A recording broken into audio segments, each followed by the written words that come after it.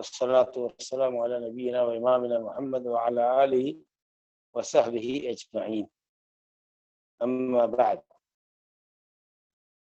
فباب من جحد شيئا من الأسماء والصفات، وقول الله تعالى بعد أعوذ بالله من الشيطان الرجيم وهم يكفرون بالرحمن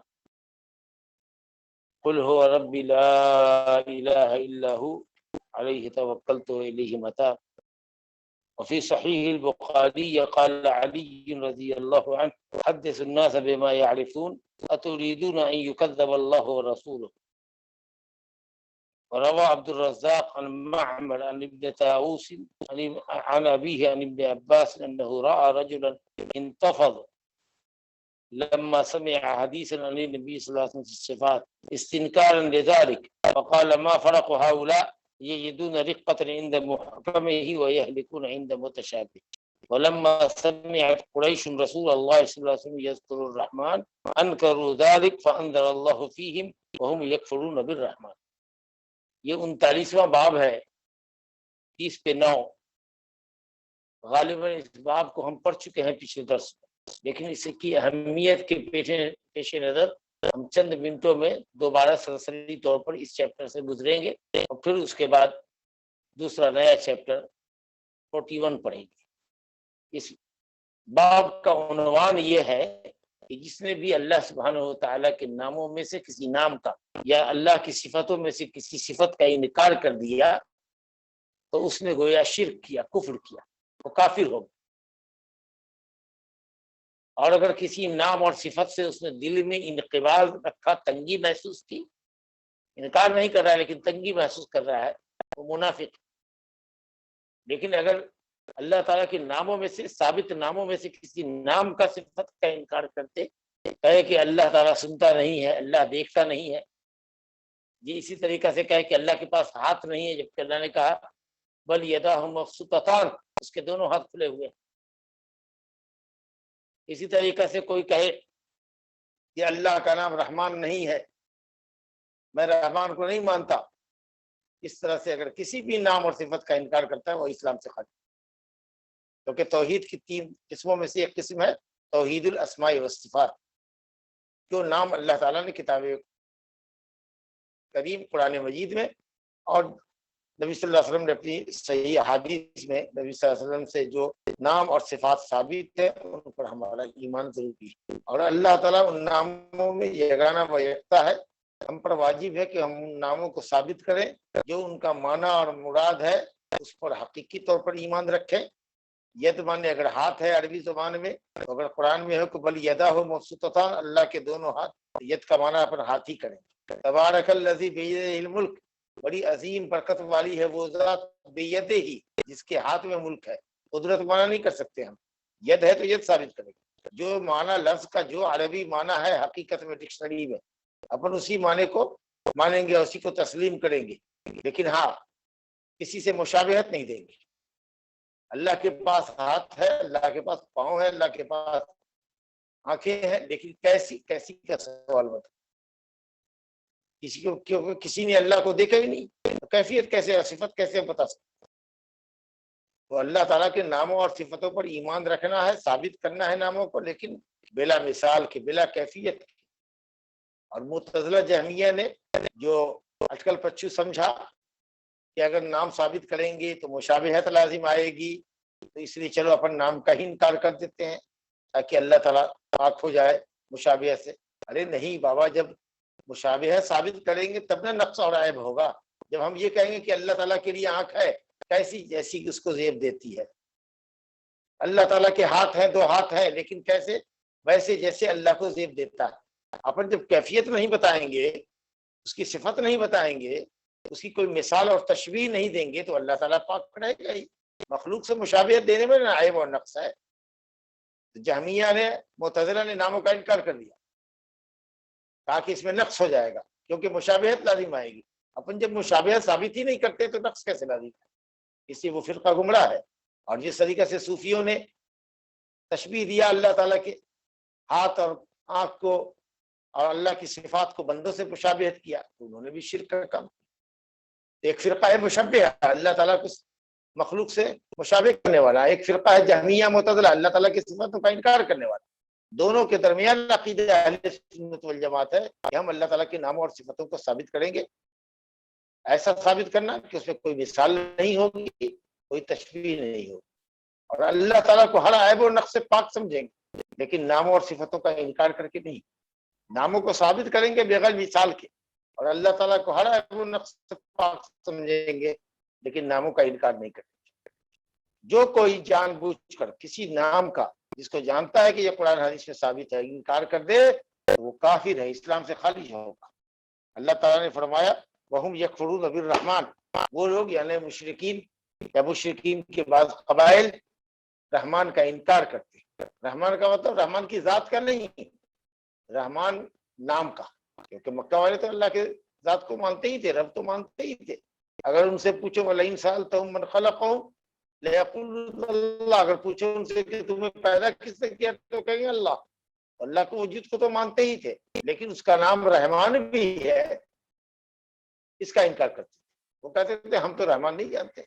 एक यमामा में है रहमान, वही मुसैलमा कज़्ज़ाब जिसने नबूवत का दावा किया था, तो कहते थे ला नारिफु इल्ला रहमान यमामा।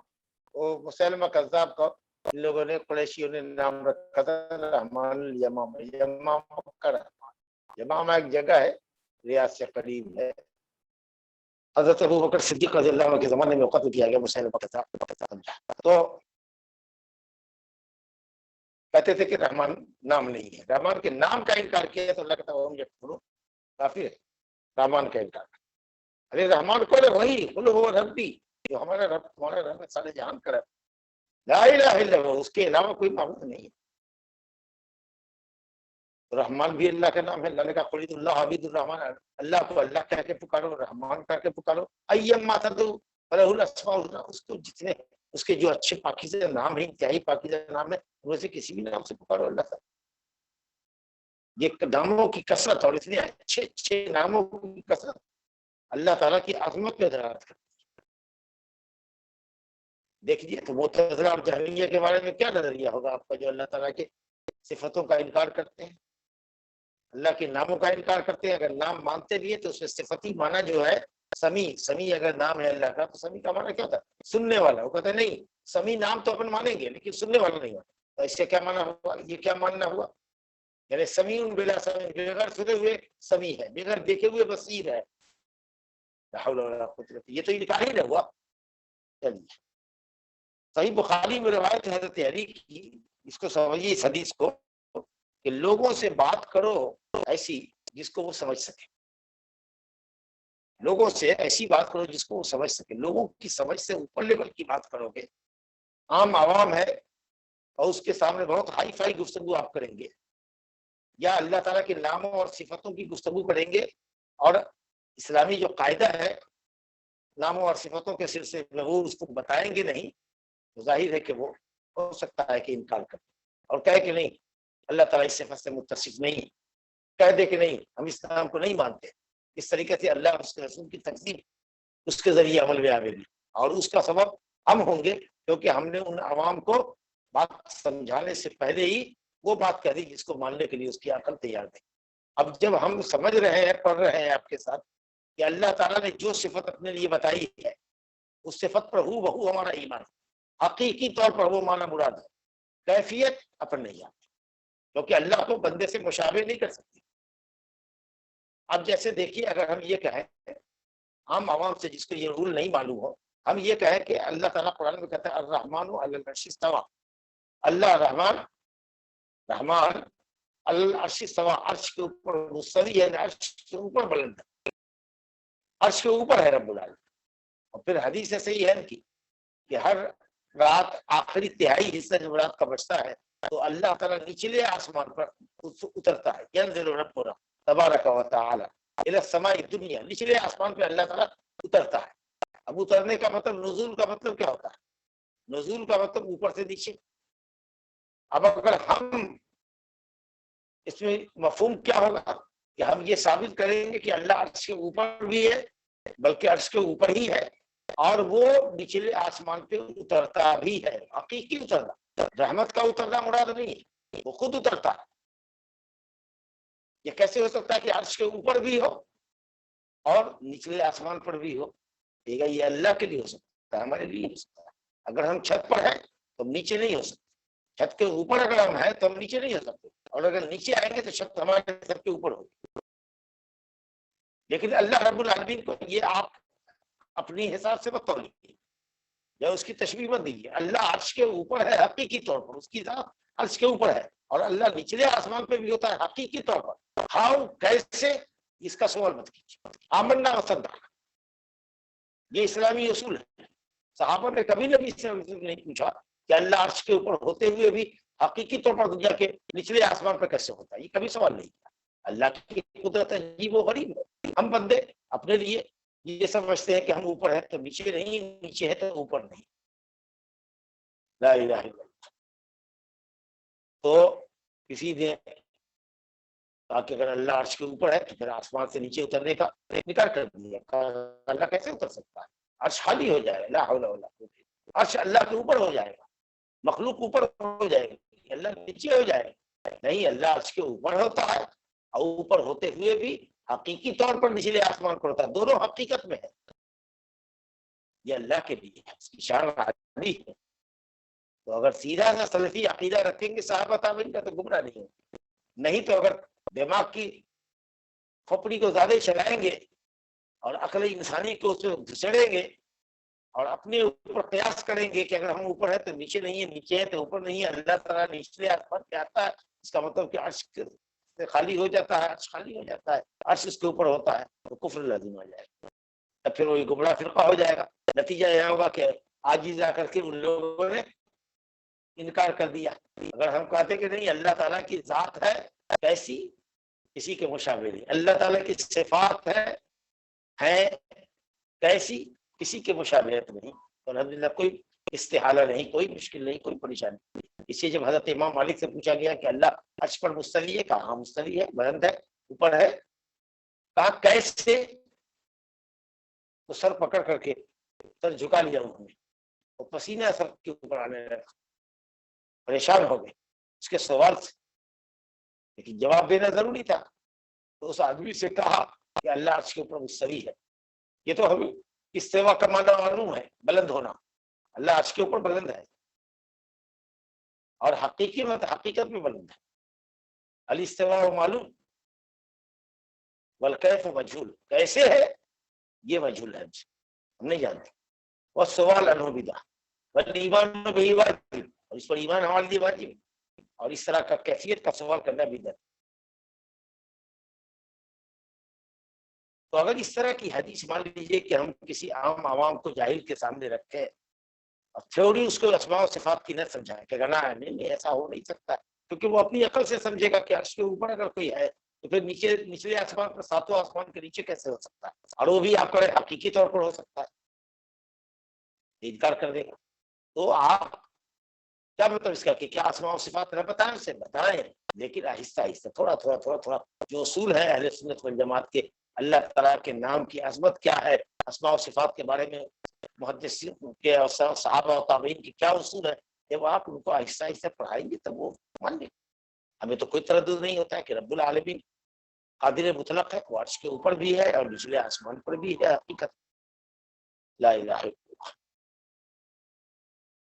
تو حضرت علی کہتے تھے کہ گفتگو کیا کرو لوگوں سے تو ایسی جس کو وہ سمجھ سکے، جن کو اس کی عقل سمجھ سکے، بغیر سمجھائے ہوئے کوئی بات ٹیرگم اگر آپ کر دیں گے جو ان کی عقل نہیں سمجھ پائے گی یا عقل میں کھوپڑی میں داخل نہیں ہوگی، تو ہو سکتا ہے کہ اللہ رسول کی تکذیب لازم آ جائے اور اس کا سبب بنیادی تم بنو گے۔ عبد الرزاق نے حضرت ابن عباس سے روایت کی ہے کہ ایک آدمی کے سامنے جب حدیث صفات کی ہوئی پیش کی گئی اسی طرح کی کہ اللہ تعالیٰ سنتا ہے یا اللہ تعالیٰ دیکھتا ہے، بہت باریک دیکھتا ہے، اللہ تعالیٰ عرش کے اوپر ہے، اللہ تعالیٰ ہر رات کے آخری حصے میں زمین نچلے آسمان پہ آتا ہے، حقیقی طور پر پکارتا ہے، کوئی روزی مانگنے والا ہے، کوئی ایسا ہے، کوئی ایسا۔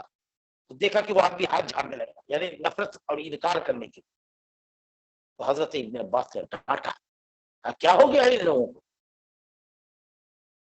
قرآن مجید کی محکم آیتوں پر تو ان کا ایمان ہے اور ان کے دل میں نرمی پائی جاتی ہے، اور جب ایسی کوئی بات ہم کہتے ہیں جس کا سمجھنا کسی حد تک دل و دماغ کے لیے مشکل ہوتا ہے تو یہ اس کا انکار کرتے ہیں، حالانکہ ہونا یہ چاہیے تھا کہ ایمان لے آتے، جب اللہ نے ایسا کہا ہے، رسول نے ایسا کہا ہے تو بالکل صحیح ہے۔ اپنی عقل کو اتہام دیتے، الزام لگاتے کہ یہ عقل نہیں سمجھتی، اور سیدھی سی بات ہے کہ اللہ کی صفت کی کیفیت کوئی جانتا ہی، جو کچھ اس نے بتایا ہے اتنا کو اپنے ماننا ہے، کیفیت کا سوال نہیں کرنا، کیسے، ہاؤ کا سوال نہیں کرنا۔ اسی میں امت گمراہ ہو گئی، تو کچھ نے کہا مخلوق کے مشابہ ہے، اور کسی نے کہا جھنجٹ سے ہٹنے کے لیے اللہ کے ناموں کا انکار ہی کرنا۔ دونوں ہی حالت میں توحید کی راہ سے نکل گئے۔ تو ہم کو اللہ تعالیٰ کی صفات پر ایمان ہے، حقیقی معنی پر ہم اس کو محمول کریں گے، مخلوق کے مشابہ نہیں قرار دیں گے، اور نہیں ہم انکار کر سکتے، دونوں ہی صورت میں گمراہ ہو۔ تو وہی حضرت نے کہا، ابن عباس نے، کیا یہ لوگ کیوں گھبراتے ہیں، کیوں خوف زدہ ہوتے ہیں؟ محکم آیتوں کے وقت تو ان کے دلوں میں رقت اور نرمی پائی جاتی ہے، لیکن متشابہ کے وقت میں ہلاکت۔ متشابہ یعنی ایسی چیز جس کا سمجھنا ان کے لیے ذرا مشکل ہوتا ہے تو انکار کرتے ہیں، جبکہ انکار نہیں کرنا چاہیے، ایمان لانا چاہیے اور سمجھنا چاہیے کہ کیا اصول اور ضوابط ہے اہل سنت والجماعت کے ساتھ۔ تو ہرگز اللہ تعالیٰ کی صفات کی آیت متشابہ نہیں ہے، قرآن مجید میں آیات بھری پڑی ہیں اللہ تعالیٰ کی صفات۔ اس کے بعد کہتے ہیں کہ جب قریش نے سنا رحمان کا ذکر تو انہوں نے انکار کیا، اسی کو اللہ تعالیٰ نے بیان کیا ہے سورہ رات کی آیت نمبر 30 میں، وہم یکفرون بالرحمن، یہ لوگ رحمان کا انکار کرتے ہیں۔ تو یہ کچھ بنیادی بات تھی، اور اس روز گزشتہ درس میں کافی تیزی سے گزرے تھے کیونکہ کافی وقت انتظار میں چلا گیا تھا، اس لیے میں نے سوچا کہ یہ بحث اہم ہے، آپ کے سامنے میں دوبارہ مختصراً پیش کر دوں۔ آج کا اصل باب ہے وہ بھی بڑا عقیدے کا بہت اہم باب ہے، وہ 41واں باب ہے۔ میں نے 40واں باب میں نے چھوڑ دیا ہے اور 41واں باب پڑھ رہے ہیں۔ اس باب کا عنوان ہے باب قول اللہ تعالیٰ اعوذ باللہ من الشیطان الرجیم ولا تجعلوا للہ اندادا وانتم تعلمون، اللہ کے لیے انداز نہ بناؤ درا حالے کہ تم جانتے ہیں۔ یہ جو آیت ہے یہ سورہ بقرہ کی آیت نمبر 23 ہے، 20 پر 3۔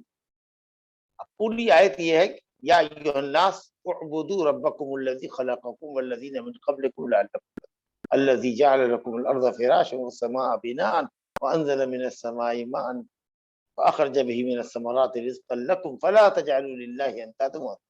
اے دنیا کے انسانوں، اس رب کی بندگی کرو جس نے تم کو پیدا کیا اور تم سے اگلے لوگوں کو بھی پیدا،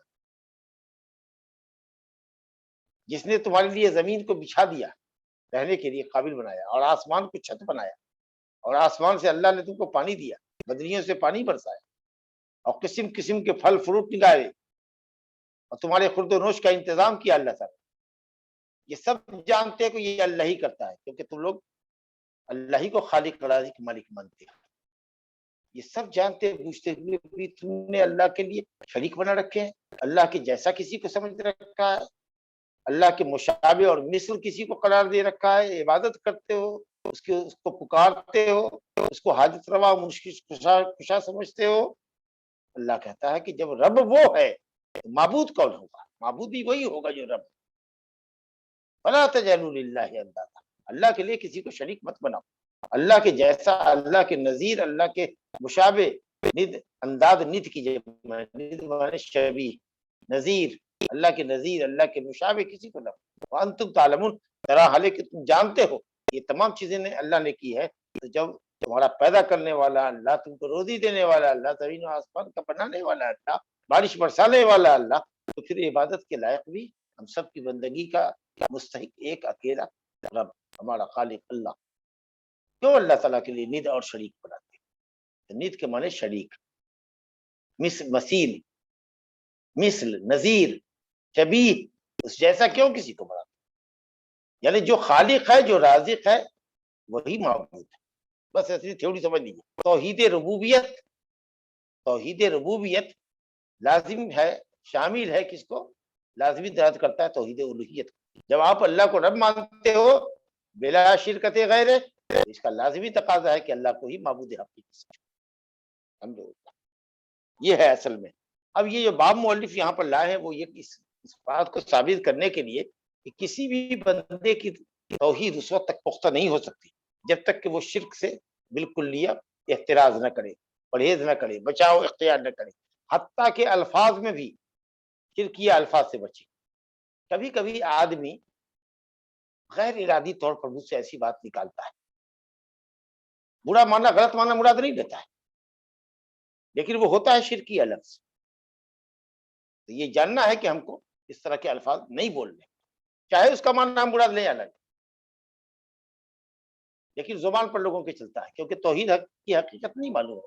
اگر توحید کی حقیقت معلوم ہوتی تو زبان پر کنٹرول ہوتا کہ ہم کیا بول رہے ہیں، یہ لفظ توحید کے منافی ہے اور اس میں شرک کی بو آ رہی ہے، شراکت کی بو آ رہی کہ آپ کسی کو اللہ کے ساتھ شریک کر رہے، پارٹنر کر رہے۔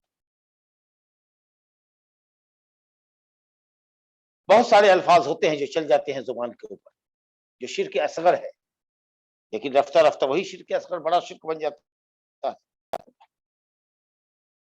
اب دیکھیے اس کو ایسے سمجھیے کہ آگے حضرت عبداللہ بن عباس کا ایک اثر ذکر کیا ہے اس آیت کی تفسیر میں، فلا تجعلوا للہ اندادا میں، کہ انداد یہ شرک ہے۔ حالانکہ میں نے آپ کو بتایا کہ یہ مرادی معنی ہے، لفظی معنی انداد کا نت کی جمع ہے، نت معنی شریک، شبیہ، لیکن مراد کیا ہے؟ شرک اور شریک بنانا، اللہ کے کا کسی کو پارٹنر بنانا۔ کہتے ہیں کہ شرک اخفا من دبیب النمل علی صفات سوداء فی ظلمۃ اللہ۔ بہت غور سے سنیے کہ شرک کالی رات میں کالے پتھر پر چوٹی کے چلنے کی جو آہٹ ہوتی ہے، یا چوٹی کے چلنے سے جو نشان بنتا ہے، اس سے بھی زیادہ باریک۔ چوٹی کے چلنے سے اگر کوئی نشان بنتا ہو بہت باریک سا، تو وائٹ پرنٹ اگر ہوگا تو دیکھیے گا کہ چوٹی جب چلتی ہے تو اپنا ایک نشان چھوڑ کے، خاص کے جب وہ گیلی بھیگی ہوئی ہو اور چلتی ہے تو ایک دیوار پر نشان، بہت باریک سا، بہت غور سے دکھ رہا ہے۔ تو کالی چوٹی ہے اور کالا پتھر ہے، اس پہ نشان دکھے گا ہی نہیں، وائٹ ہو تو نشان دکھتا، لیکن کالا پتھر ہے، کالی چوٹی ہے جی، یا چوٹی ہے، چلیے کالا پتھر ہے اور سیاہ رات ہے۔ اب کسی کو کہیے گا کہ دیکھو چوٹی کے چلنے سے جو نشان بنا اس کو تلاش، گھٹا ٹوپ اندھیرے میں کالے پتھر پر چوٹی کے چلنے سے جو لائننگ بنی ہے، اس کو ٹٹولو تلاش، کبھی بھی نہیں ہدایت پائے گا، کبھی بھی نہیں سمجھ سکے گا۔ اس سے بھی زیادہ خفی، اس سے بھی زیادہ باریک شرک ہے جو انسان کے دل و دماغ سے گزر جاتا ہے، انسان کی زبان سے جاری ہو جاتا ہے اور آدمی سمجھ نہیں پاتا۔ اس لیے بہت کیئرفلی معاملے کو سمجھنے کی بات ہے۔ جیسے کہ تم یہ کہو واللہ و حیاتک یا فلانا، قسم اللہ کی اور اے فلانا، جیسے بیوی کو کہیے کہ تیری زندگی کی قسم، قسم اللہ کی اور تیری زندگی۔ آپ نے سمجھا کس کی قسم کھایا؟ اللہ کی قسم کھایا، اور اس کے ساتھ کسی فلانا کی، بیوی کی، ماں کی آپ نے قسم۔ آپ کو سمجھنا چاہیے کہ غیر اللہ، اللہ کے علاوہ کی قسم کھانا شرک اصغر ہے۔ اسی طریقے سے کوئی یہ کہے کہ لولا کلبۃ ھذا، اگر اس کی کتیا نہ ہوتی، اگر اس شخص کی کتیا نہ ہوتی تو رات ہمارے پاس چور آ جاتا، یعنی چور چوری کر کے چلا جاتا۔ وہ تو خیر منائیے کتیا کا، یہ بھوکنے لگی تو ہم گھر والے جگ گئے اور ہمارے جگنے کی آہٹ سمجھ کر کے اور ہماری آواز سن کر کے چور بھاگ، سارا کریڈٹ کس کو دے دیا؟ اس کتیا۔ لا الہ الا اللہ۔ یہ کہنا کہ اگر یہ کتیا نہ ہوتی تو چور آ جاتا، بولتے ہیں نا۔ اسی طریقے سے لولا البط فی الدار، اگر گھر میں بطخ نہ ہوتا تو چور آ جاتا۔ بطخ جو ایک پرندہ ہے جو پانی میں اکثر رہتا ہے، باہر بھی رہتا ہے، کٹ کٹ کی آواز بولتا ہے، گھروں میں لوگ اس کو پالتے ہیں، اجنبی آدمی کو اپنے گھر میں دیکھتا ہے تو آواز بہت کرتا ہے۔ تو اس گویا کہ اگر بطخ نہیں ہوتا تو چور آ گیا ہوتا تھا یہ، اگر فلاں نہیں ہوتے تو آج تو میری جان چلی جاتی۔ عین وقت پہ یہ آیا اور اس نے مجھ کو دھکا دے کر کے سڑک سے ہٹایا، ایک تیز رفتار گاڑی کی میں زد میں آ جاتا ہے، اگر فلاں نہیں ہوتا تو میں آج تو ختم تھا۔ یہ کیا بول رہے ہیں آپ؟ کہیں نہیں آپ کو ذہن میں ہے کہ اللہ نہ ہوتا تو ہم بچنا تھا، اللہ کی مہربانی نہیں ہوتی تو ہم بچنا تھا۔ آپ کہتے ہیں کہ اللہ کی مہربانی سے عین وقت پہ فلاں شخص آ گیا اور اس نے مجھ کو دھکا دے کر کے ہٹا لیا، میری جان بچ کے الحمدللہ۔ یہ تو سبب ہے نا بھائی، کتیا کا بھوکنا یا بطخ کا بولنا یا اسی طریقے سے کسی کا آپ کے کام آنا، یہ سبب ہے۔ مسبب، سبب پیدا کرنے والا اور آپ کو بچانے والا حقیقت میں کون ہے؟ آپ کے جان مال کی حفاظت کرنے والا اللہ۔ تو سبب تو آپ کو یاد رہا، بلکہ سارا کریڈٹ آپ سبب کو دے رہے ہیں اور مسبب اللہ سبحانہ و تعالیٰ یاد نہیں رہا۔ تو اکثر لوگ بولتے ہیں، کبھی کبھی کہتے ہیں ماشاء اللہ و شئت، جو اللہ چاہے اور آپ چاہے، اللہ چاہے گا اور آپ چاہیے گا تو ہمارا کام بن جائے گا۔ خوب بولتے ہیں، دھڑلے سے بولتے ہیں، اللہ چاہے گا اور آپ چاہیے، کہو صرف اللہ چاہے گا، کیونکہ بندے کا چاہنا اللہ کے چاہے بغیر نہیں ہو سکتا۔ جب تک اللہ ہمارا بھلا نہیں چاہے گا کوئی بندہ میرا بھلا چاہ ہی نہیں سکتا۔ تو صرف کہنا چاہیے کہ اللہ چاہے گا، صرف اللہ چاہے گا، یا کہیے کہ اللہ چاہے گا پھر آپ چاہیے گا۔ لیکن عام طریقے سے کیا بولتے ہیں؟ اللہ چاہے گا آپ چاہیے۔ کچھ لوگ کہتے ہیں اوپر ہمارے لیے اللہ ہے، نیچے آپ، اللہ ہو، ارے اوپر بھی ہمارے لیے اللہ ہے، نیچے بھی ہمارے لیے اللہ ہی ہے، وہی ہمارا کام بتا۔ لیکن اوپر اللہ ہے، نیچے آپ ہے جی۔ اگر آپ نہ ہوتے تو ہمارا یہ کام نہیں ہوتا، آپ چاہیے گا تو کام نہیں ہوگا ہمارا۔ لا حول ولا قوت الا باللہ، اللہ چاہے گا تو کام۔ قسم اللہ کی، اگر اللہ نہ چاہے، ساری دنیا بھی چاہ لے تو کچھ نہیں۔ اس طرح سے لوگ خوب بولتے ہیں لولا اللہ و فلاں، اگر اللہ نہ ہوتا اور فلاں نہ ہوتا تو آج مر گیا۔ فلاں کو کیوں شامل کر رہے ہو؟ واؤ مانے اور، اینڈ، یہ شراکت چاہتا ہے۔ اللہ اور تم دونوں کو شریک کر دیا، ایک ساتھ ملا کر دیا۔ اگر صرف کہو کہ اللہ نہ ہوتا تو میری جان چلی جاتی، یا پھر سما بولو، سما دین اللہ، دین یو، یعنی تمہارا ہونا اللہ کے ہونے کے بعد، تمہارا چاہنا اللہ کے چاہنے کے بعد ہے۔ تو سما جو ہے بعدیت کے لیے آتا ہے، اللہ کے بعد ہو۔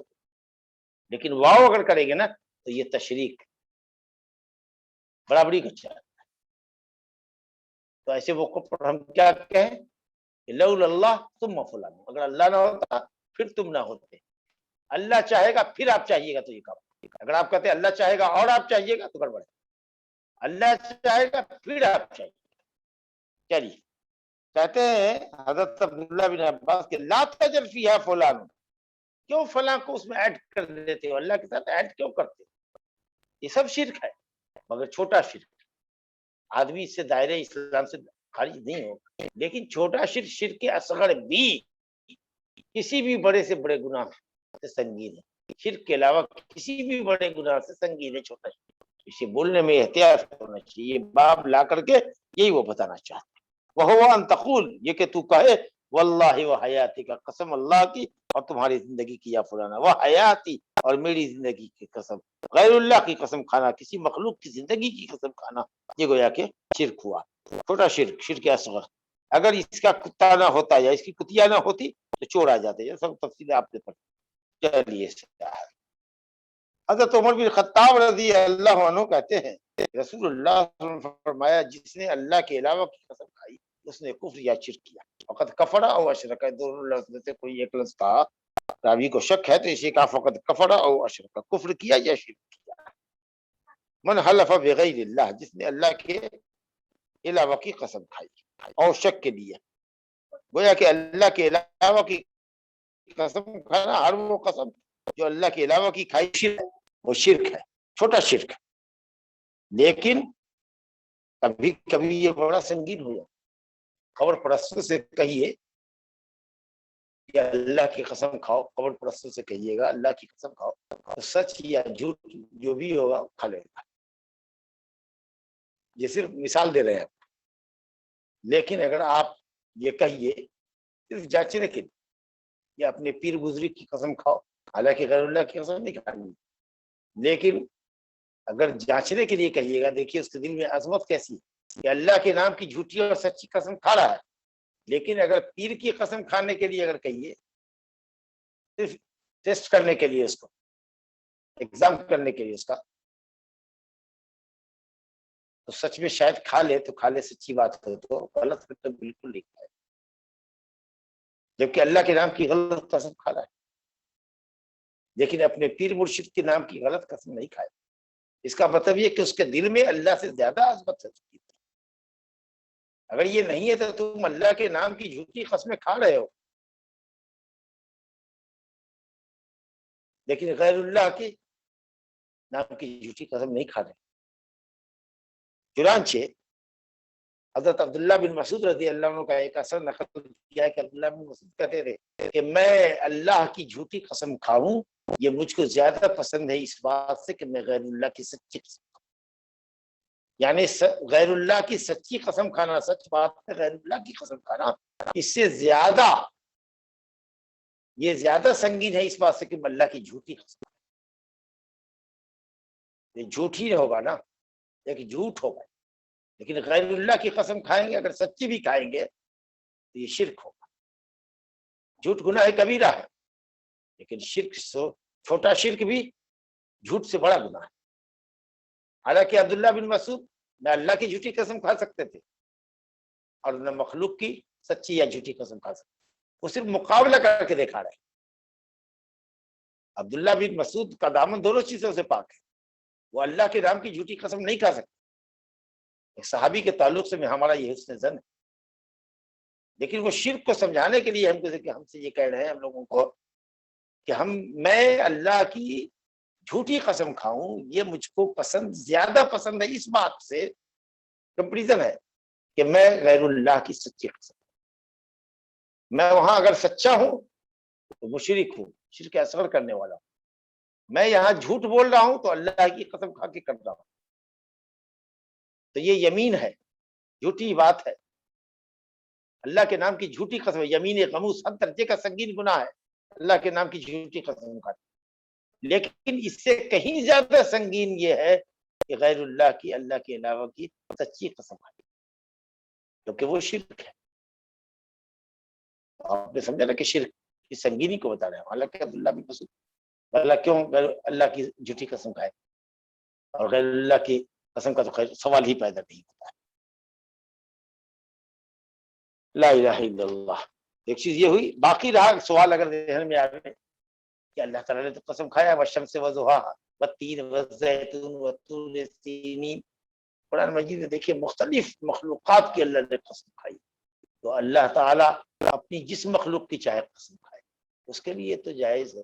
لیکن ہمارے لیے جب اس نے منع کر دیا، اس کے نبی نے منع کر دیا کہ تم غیر اللہ کی قسم نہیں کھا سکتے، شرک ہوگا، ہم کو نہیں کھاتے.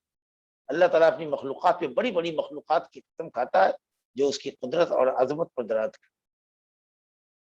کیونکہ جو بھی چیز ہوگی سب اس کے نیچے ہی ہوگی نا. لیکن ہم اگر کسی بات کو تاکید کرنا چاہتے ہیں اور عظیم ہستی کے نام کی قسم کھاتے ہیں تاکہ مخالف آدمی جو بات ہماری نہیں مان رہا ہے اور ہم سچے ہیں وہ بات مان لے، تو اس عظمت کے لائق اللہ ہے، اس سے بڑھ کے کوئی. جاہلیت میں، دور جاہلیت میں لوگ اپنے باپ دادا کی قسم کھاتے تھے، اس قدر اس کی عظمت کو بڑھاتے تھے اپنے باپ دادا کی. کہا گیا لا تحلفوا بآبائکم ولا بأزواجکم، اپنے باپ ماں کی دادا دادی کی قسم مت کھاؤ. ضروری ہو من کان حالفا فلیحلف باللہ، اگر ضروری ہو قسم کھانا تو اللہ کی قسم کھاؤ. تو یہ توحید ہوئی. اور اگر اس میں سچائی ہے قسم میں تو ماشاءاللہ اس کا حسن اور بڑھ گیا. توحید بھی ہو گئی، سچائی. لیکن اللہ کی قسم کھایا اور جھوٹے تھے تم، تو توحید تو ہے لیکن اس میں جھوٹ کی آمیزش میں رہ گیا، یہ گناہ کبیرہ ہو گیا. لیکن غیر اللہ کی قسم کھایا اگر سچی بھی تو وہاں سچ تو ہے لیکن ہے شرک. تو سچ کے ساتھ شرک لگا ہوا ہے یا توحید کے ساتھ کذب لگا ہوا ہے. تو دونوں میں سنگین کون ہوا؟ وہ جس کو جو شرک ہے اور اس کے ساتھ سچائی لگی ہوئی. قسم میں سچائی ہے لیکن غیر اللہ کی قسم کھا کے شرک. بہرحال بات بہت صاف ستھری ہے، سمجھ گئے ہوں گے. اس لیے ایک بات کو زیادہ تکرار کے ساتھ پیش کرنا شاید وقت ضائع کرنے جیسا ہے. آگے مصنف رحمۃ اللہ علیہ کہتے ہیں حذیفہ رضی اللہ عنہ سے روایت ہے، وہ نبی صلی اللہ علیہ وسلم سے روایت کرتے ہیں لا تقولوا ما شاء اللہ وشاء فلان، نہ کہو اللہ جو چاہے اور آپ چاہیے یا فلاں چاہے، جو اللہ چاہے اور فلاں چاہے. کیا کہو؟ اگر کہنا ہی ہے تو کیا کہو؟ ولیکن قولوا، یہ کہو ما شاء اللہ. ایک چیز سے منع کرتا ہے شریعت، اگر کسی چیز سے منع کرتی ہے تو اس کا الٹرنیٹ دیتی ہے. اگر یہ نہ کہو کہ اللہ چاہے اور آپ چاہیے تو کیا کہو؟ اور اللہ چاہے پھر آپ چاہیے تو کام ہو جائے. پھر چاہیے، پھر کا مطلب کہ آپ کا مقام بعد میں، یا آپ کا چاہنا اللہ کے چاہنے کے بعد. ویسے تو اس سے اس میں اگر پٹیا شک یہ جملہ، کہ صرف اللہ چاہے تو کیسا ہے؟ اگر ہاں یہ زیادہ اچھا ہے. یہ زیادہ اچھا ہے کہ صرف کہیے کل ماشاء اللہ وحدہ، صرف اللہ چاہے گا تو میرا یہ کام. جی کل ماشاء اللہ وحدہ، اور صرف اللہ چاہے. لیکن اگر یہ ضروری سمجھتے ہو کہ فلاں بھی چاہے تو اس کے چاہنے کو اللہ کے چاہنے کے بعد ذکر، اور بعد کا معنی دینے کے لیے ثم آتا ہے عربی. جی جی ماشاء اللہ ثم شاء فلان، اللہ چاہے پھر آپ چاہے. اگر یہ کہیے گا کہ اللہ چاہے اور آپ چاہیے تو اللہ اور آپ دونوں کو ایک پلے میں آپ نے توڑ برابر کر دیا. لیکن اگر آپ یہ کہتے ہیں زید آیا اور عمر آیا اور بکر آیا اور خالد آیا تو معلوم ہے کہ سب ساتھ آئے، کوئی بعد میں نہیں آیا. لیکن اگر کہیے گا زید آیا پھر عمر آیا پھر بکر آیا پھر خالد آیا تو معلوم ہوا کہ پہلے زید آیا، اس کے بعد اس کے بعد اس کے بعد. تو ثم مانے بعد، دین، آفٹر دیٹ. سمجھا کہ نہیں؟ تو اسی لیے اگر کہنا ہے تو آپ صرف یہ کہیے قل ماشاء اللہ وحدہ، ماشاء اللہ وحدہ، صرف اللہ چاہے. یہ سب سے اعلیٰ درجہ ہے. اس کے نیچے کا درجہ یہ ہے کہ آپ یہ کہیے ماشاء اللہ ثم شاء فلان، اللہ چاہے پھر آپ چاہیے تو انشاءاللہ کام. اللہ چاہے گا اور اللہ چاہے گا پھر آپ چاہیے گا، اور کا لفظ مت استعمال کیجیے. اللہ چاہے پھر آپ چاہیے. ہمارے لیے اللہ ہے پھر آپ، پھر آپ ہیں، یعنی آپ ہیں لیکن آپ اللہ کے بعد ہیں. یہ توحید ہے. لیکن آپ ہم اللہ چاہے گا اور آپ چاہیے گا حضور تو کام نہیں ہوگا. لوگ یہ کہتے ہیں کہ آپ چاہیے گا ہو جائے گا. آپ کے چاہے بغیر نہیں ہو سکتا. اللہ تو کہیں نہیں ہوتا بولنے کیوں. کسی بڑے آفیسر کے پاس جائے گا آپ چاہیے گا حضور تو نہیں ہوگا. آپ ہی کے قلم میں تو ہے، آپ ہی کے اختیار میں تو ہے یہ بات. کہیں اللہ کا تصور نہیں ہوتا. یا تو اللہ کے ساتھ غیر اللہ کو ساتھ کر رہے ہیں تو شرک بن رہا ہے. یہ جائے کہ آپ اللہ کو بھول رہے ہیں اور غیر پر پورا تکیہ کر رہے ہیں. لا حول ولا قوت الا باللہ. ابو داؤد شریف کی روایت ہے، سند صحیح ہے کہ یہ نہ کہو کہ اللہ چاہے اور فلاں چاہے، بلکہ یہ کہو کہ اللہ چاہے پھر فلاں چاہے. حضرت مصنف رحمۃ اللہ علیہ آخر میں ذکر کرتے ہیں کہ ابراہیم نخعی تابعی ہیں، وہ کہتے ہیں کہ صحابہ کرام یا عبداللہ بن مسعود کے شاگردان اس بات کو مکروہ جانتے تھے. مکروہ یا مکروہ حرام کے معنی میں ہے، کیونکہ جو چیز کفر اور شرک ہوگی، جو کفر اور شرک ہے چاہے شرک اصغر ہی ہو، وہ مکروہ بھلا کیسے ہوگی؟ جو چیز شرک ہوگی وہ تو کم سے کم حرام درجے کی ہوگی. کوئی مکروہ چیز شرک حرام شرک نہیں ہوتی. تو غیر اللہ کی قسم کھانا یا یہ کہنا کہ اللہ چاہے اور آپ چاہیے، اللہ کی قسم اور آپ کی زندگی کی قسم، یہ مکروہ نہیں ہے، مکروہ بے ہونا حرام کی. کسی کو کہیے کہ میں اللہ کی پناہ چاہتا ہوں اور آپ کی پناہ چاہتا ہوں، تب جا کے بھی ارے صرف اللہ کی پناہ چاہو، یا کہو کہ میں اللہ کی پناہ چاہتا ہوں پھر آپ کی پناہ میں آنا چاہتا ہوں، تب جا کے بھی. اوپر اللہ ہے نیچے آپ ہیں، نہیں اللہ کا کرم پھر آپ کی نوازش، آپ کی نظر عنایت. پھر لفظ پھر بولیے لولا اللہ ثم فلاں، اگر اللہ نہ ہوتا پھر فلاں نہ ہوتا. یہ نہ کہو لولا اللہ و فلاں، اللہ نہ ہوتا اور فلاں نہ ہوتا. اور نہیں بولنا ہے، پھر بولنا. کیوں؟ اس سے کہ واو جو ہے مطلق جمع کرنے کے لیے آتا ہے، دو تین چار چیزوں کو ایک ساتھ جمع کرنے. تو اس طریقے سے اللہ اور غیر کے درمیان جمع ہو جائے گا. اب ثم جو آتا ہے وہ ترتیب کے لیے آتا ہے، گویا بندے کا چاہنا اللہ کے چاہنے کے بعد. ہم سمجھتے ہیں کہ دونوں حدیثوں کو، تینوں حدیثوں کو آپ نے سن لیا، اور یہ لفظ میں بولا جانے والا شرک ہے. اس سے آدمی کو پرہیز کرنا چاہیے، جو عام طریقے سے آدمی بول جاتا ہے اور احساس نہیں کرتا ہے. ھذا وباللہ توفیق وصلی اللہ علیہ محمد وآلہ وسلم.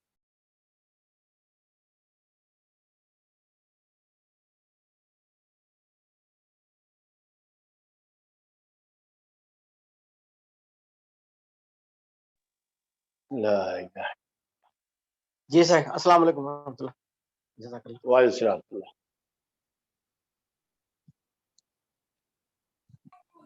السلام علیکم ورحمۃ اللہ وبرکاتہ.